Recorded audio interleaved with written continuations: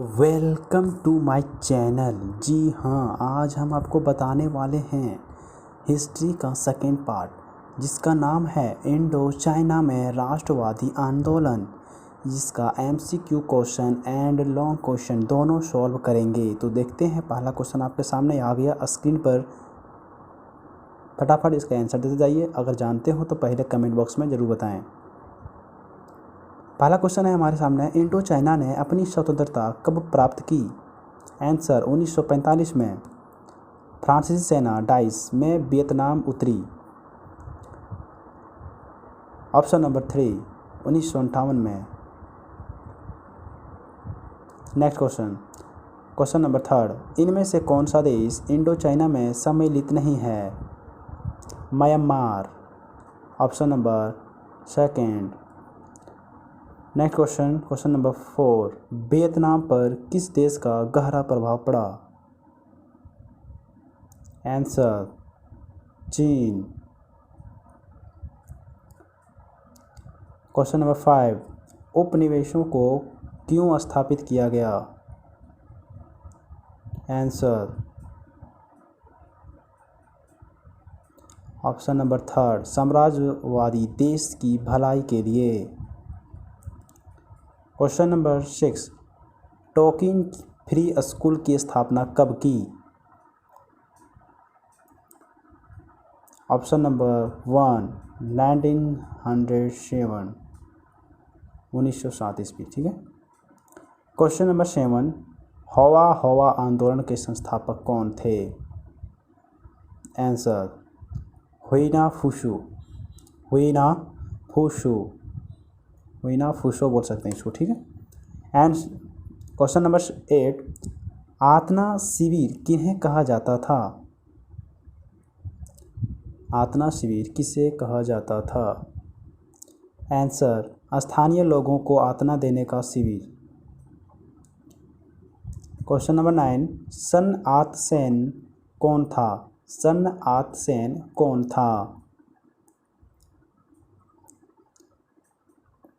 Option number 2, वह चीन का महान नेता था। क्वेश्चन नंबर 10, महामंदी का 1930 के दशक में वियतनाम पर निम्नलिखित में से कौन सा प्रभाव नहीं था? आंसर ऑप्शन नंबर 1, जापान में वियतनाम पर कब्जा कर लिया था। क्वेश्चन नंबर 11, हो ची मिन्ह के संबंध में कौन सा कथन सही नहीं है? ऑप्शन नंबर 3, विभाजन के बाद उन्होंने दक्षिण वियतनाम में सत्ता संभाली। क्वेश्चन नंबर 12, वियतनाम की ट्रांग बहनों के विषय में कौन सा कथन सही नहीं है? आंसर फर्स्ट, ट्रांग बहनें फ्रांसीसी सत्ता के विरुद्ध लड़ी। अब एमसीक्यू में से एमसीक्यू जो होता है वो अब करेंगे, एक लाइन वाले आंसर वाला। इंडो चाइना में कौन सा देश सम्मिलित है? Vietnam, Laos, Cambodia. दूसरा क्वेश्चन, संरचनागत परियोजनाओं क्या होती है?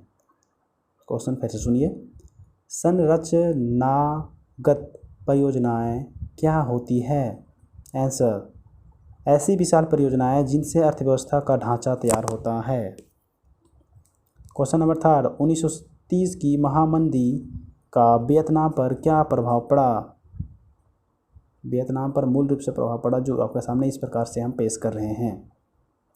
रबड़ और चावल के दाम गिर गए, किसानों पर कर्जा बढ़ने लगा। 3, बेरोजगारी में तेजी से वृद्धि। क्वेश्चन नंबर 4 आपके सामने आ रहा, वियतनाम की लपलपाती चिंगारी किसे कहा जाता था और क्यों?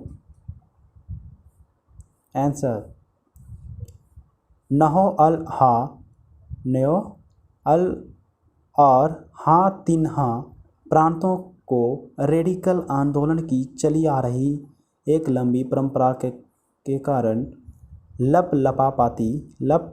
लपलपाती चिंगारी कहा जाता था। क्वेश्चन नंबर 5, एजेंट ऑरेंज क्या है?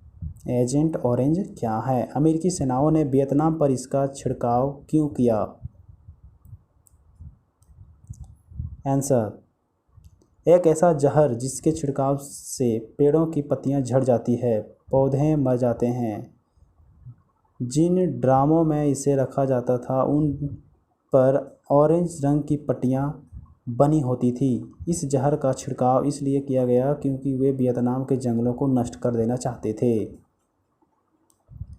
क्वेश्चन नंबर 6, उपनिवेशों को क्यों स्थगित किया गया?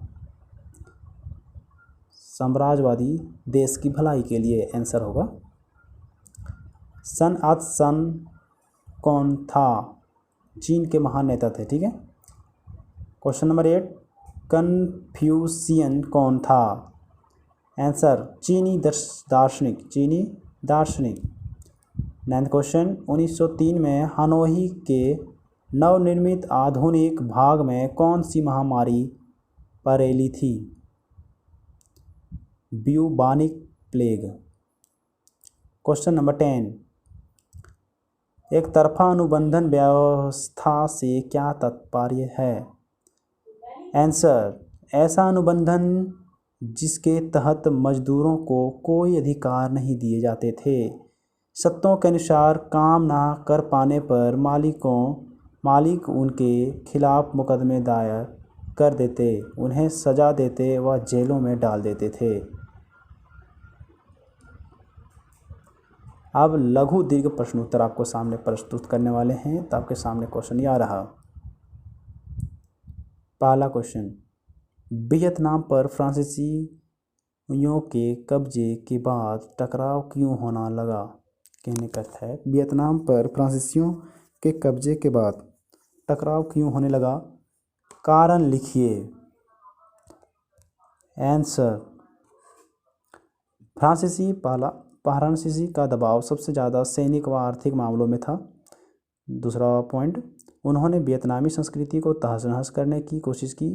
तो थर्ड पॉइंट, फ्रांसीसी और उनके वर्चस्व का एहसास करने वाली हर चीज़ के खिलाफ वियतनाम के लोगों ने विरोध किया। 4 पॉइंट, यहाँ से वियतनाम में राष्ट्रवाद के बीज पड़े। सेकेंड क्वेश्चन, वियतनाम की संपदा का शोषण करने का उद्देश्य पूरा करने के लिए फ्रांसीसियों द्वारा उठाए गए कदमों की व्याख्या करो। आंसर, फ्रांसीसी ने मेकांग डेल्टा इलाके में खेती बढ़ाने के लिए नहर बनवाई, जल निकासी का प्रबंध।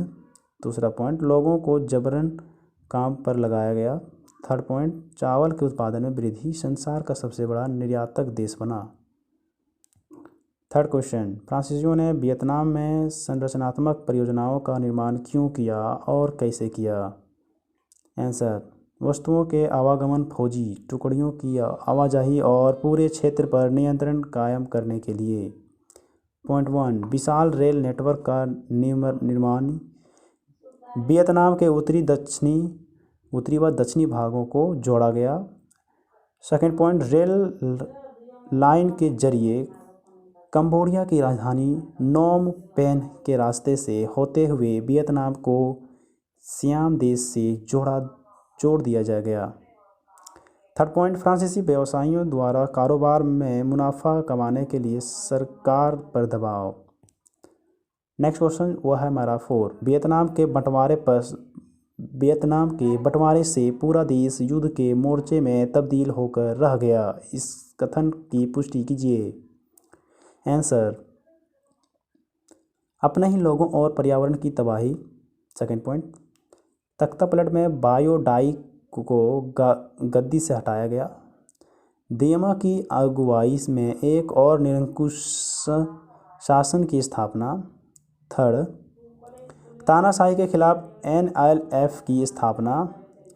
इसने हो ची मिन के नेतृत्व वाली सरकार की सहायता से देश के एकीकरण के लिए आवाज़ उठाई। 5 क्वेश्चन, उन संरचनात्मक परियोजनाओं का वर्णन कीजिए जिन्हें फ्रांसीसी उपनिवेशकों ने वियतनाम में विकसित किया। आंसर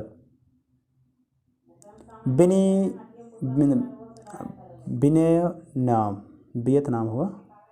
वियतनाम के मैकेंज डेल्टा इलाके में खेती बढ़ाने के लिए सबसे पहले वहां नहरें बनाई, जल निकासी प्रबंध शुरू किया।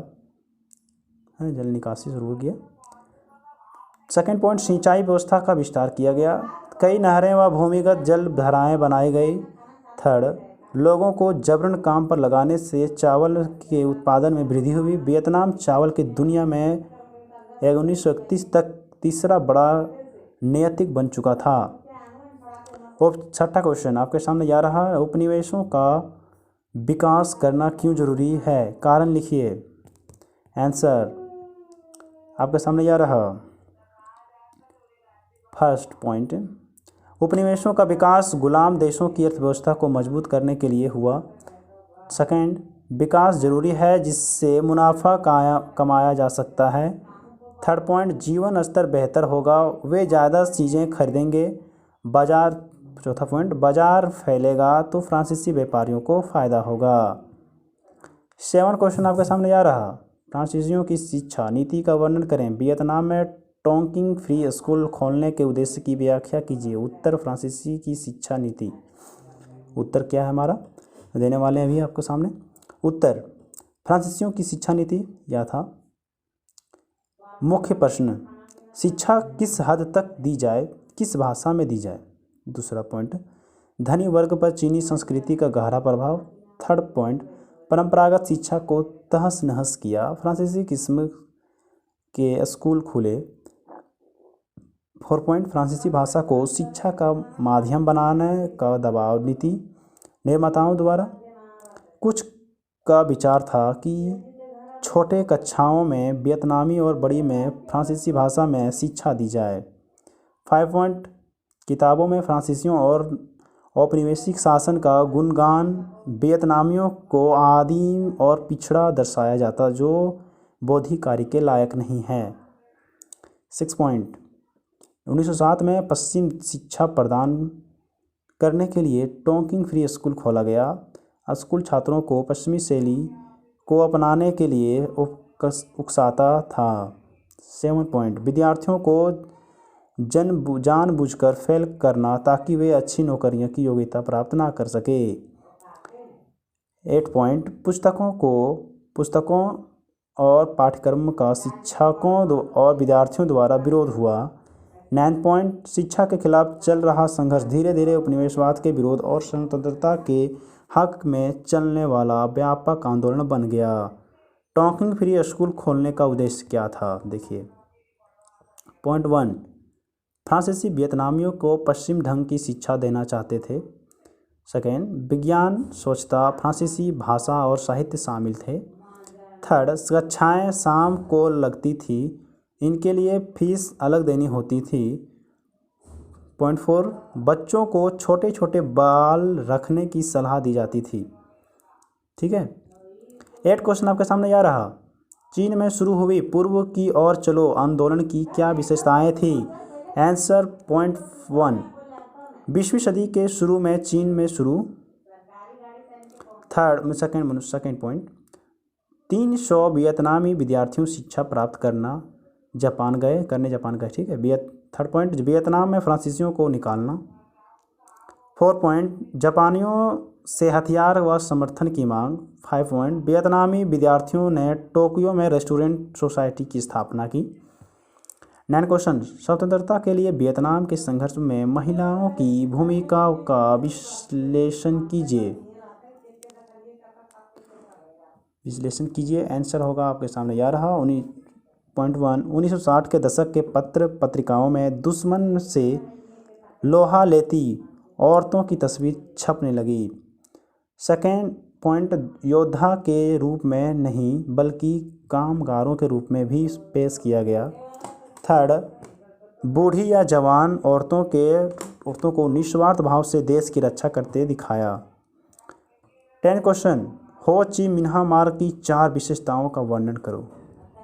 आंसर, इस मार्ग पर सड़कों को का एक बड़ा जाल है जो पड़ोसी देशों से जोड़ता है।